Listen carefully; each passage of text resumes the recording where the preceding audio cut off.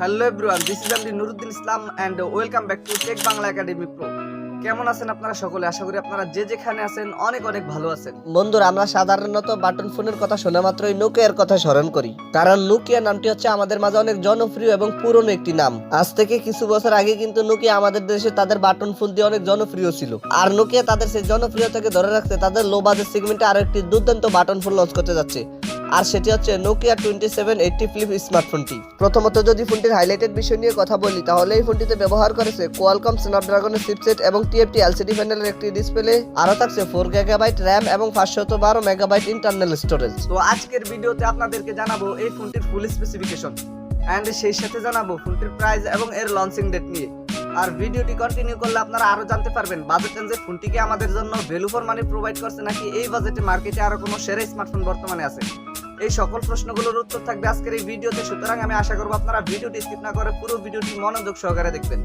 তো চলুন কথা না বাড়িয়ে মূল ভিডিওতে যাওয়া যায়। প্রথমত যদি ফোনটির ডিজাইন এন্ড এর বিল্ড কোয়ালিটি নিয়ে কথা বলি, তাহলে আপনারা তো দেখতেই পাচ্ছেন এটি হচ্ছে কিন্তু একটি ফ্লিপ ফোন, আর এই ফোনটির বডিতে ব্যবহার করা হয়েছে প্লাস্টিকের ব্যাক প্যানেল। ফোনটির বডিতে প্লাস্টিকের ব্যাক প্যানেল ব্যবহার করায় ফোনটিকে যখন আপনারা কভার ছাড়া ব্যবহার করবেন তখন ফোনটির পিছনে স্ক্র্যাচ পড়তে পারে। তাই আমি রিকমেন্ডেশন করব আপনারা যখন ফোনটিকে ব্যবহার করবেন অবশ্যই ফোনটির পেছনে একটি কভার লাগিয়ে নেবেন। যদিও বাটন ফোনের কভার সচরাচর পাওয়া যায় না, তবে আপনারা পলি জাতীয় একটি কাগজ লাগিয়ে নিতে পারেন। এই ফোনটির থিকনেস করা হয়েছে 11.5 মিলিমিটার। ফোনটির সামনের দিকে আসলে নিচের দিকে থাকছে কিপ্যাড গুলো এবং উপরের দিকে থাকছে ডিসপ্লে, আর ফোনটির পেছনের দিকে আসলে আপনারা পেয়ে যাবেন একটি সিঙ্গেল ক্যামেরা, তার পাশেই রয়েছে এলইডি ফ্ল্যাশ লাইটটি। এই ফোনটিকে আপনারা কেবল ব্লু এন্ড রেড এই দুইটি কালারই পেয়ে যাবেন।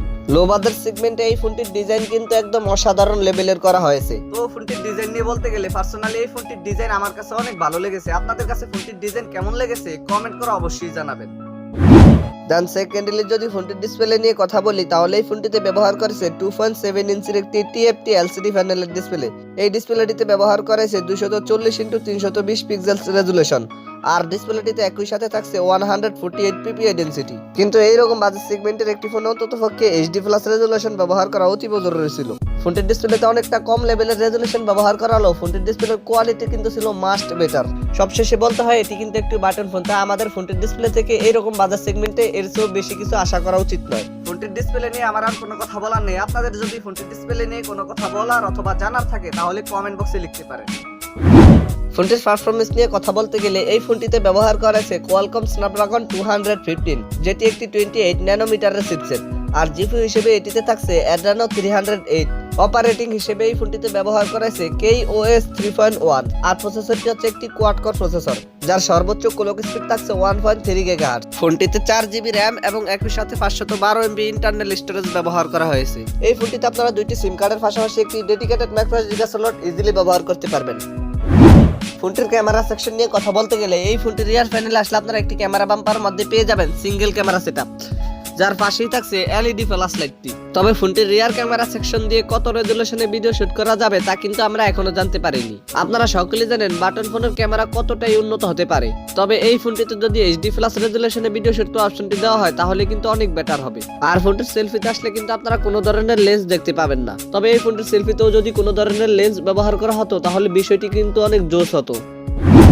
ফোনটির ব্যাটারি নিয়ে কথা বলতে গেলে এই ফোনটিতে ব্যবহার করেছে 1450 মিলিঅ্যাম্পিয়ার একটি লিথিয়াম আয়রন ব্যাটারি, যে ব্যাটারিটি দিয়ে আপনারা ফোনটি থেকে একদিনের ইজিলি ব্যাটারি ব্যাকআপ পেয়ে যাবেন। আর ফিচার হিসেবে ফোনটিতে কিন্তু প্রায় সকল ধরনের ফিচারই পেয়ে যাচ্ছেন, যেমন audio jack 3.5mm, Bluetooth 4.2, USB type C port 2.0, wifi 802.11, আরো থাকছে জিপিএস। ফোনটির প্রাইস নিয়ে কথা বলতে গেলে এই ফোনটির প্রাইস হতে পারে ইন্ডিয়ার মার্কেটে প্রায় 7,000 রুপির মতো, আর বাংলাদেশি বাজারে ফোনটি লঞ্চ হলে এই ফোনটির প্রাইস হতে পারে প্রায় 9,000 টাকার মতো। তবে ফোনটিতে যেই ধরনের স্পেসিফিকেশন ব্যবহার করেছে এতে যদি ফোনটির প্রাইস 6,000 টাকার মতো হতো তাহলে কিন্তু অনেক বেটার হতো। তবে আমি জানি না আপনারা এরকম বাজার সেগমেন্টে কয়জন এই ফোনটি কিনবেন, কিন্তু যারা কিনতে চাচ্ছেন তারা কিন্তু কমেন্ট বক্সে অবশ্যই জানাবেন। সো এই ছিল আমাদের আজকের ভিডিও। আশা করি আপনাদেরকে এই ফোনটি সম্পর্কে মোটামুটি একটি ভালো ধারণা দিতে পেরেছি। এরপরে যদি আপনাদের কোনো সমস্যা থেকে থাকে তাহলে কমেন্ট বক্সে জানাতে পারেন, আমি চেষ্টা করবো আপনাদের কমেন্টে রিপ্লাই দেওয়ার জন্য। আর যদি মনে হয় ভিডিওটি থেকে একটু উপকৃত হয়েছেন তাহলে ভিডিওটিতে একটি লাইক দিয়ে দিবেন, ভিডিওটি বন্ধুদের মাঝে শেয়ার করে দিবেন। Anyway, thank you so much for watching this video. দেখা হচ্ছে খুব শীঘ্রই নতুন কোনো ভিডিওতে নতুন কিছু নিয়ে। টিল দেন টেক কেয়ার, আসসালামু আলাইকুম।